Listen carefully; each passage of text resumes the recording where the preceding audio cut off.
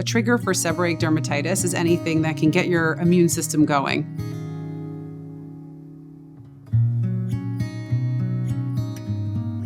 Things that irritate the immune system are things like alcohol. Alcohol is inflammatory, obesity is inflammatory, sleep deprivation can cause an inflammatory response, stress, smoking cigarettes, and recent viral illnesses, anything that irritates the immune system can trigger seborrheic dermatitis. Environmental ones could be things like wintertime. Sometimes people will flare in the winter. There are less commonly flares of this in the summer months. Sunlight therapy can make it better. We use sunlight therapy for things like eczema and psoriasis.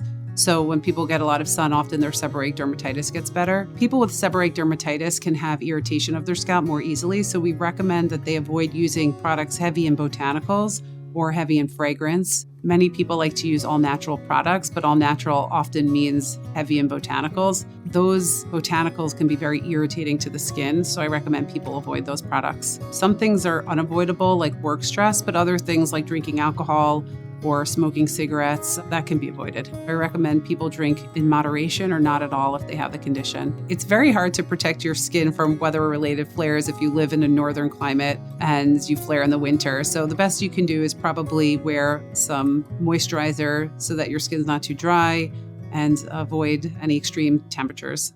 There are people with seborrheic dermatitis that have a lot of obvious and easily managed triggers. There are other people that have no obvious triggers, or the triggers are unmanageable, like living in a normal climate and having a stressful job. You can't just change that.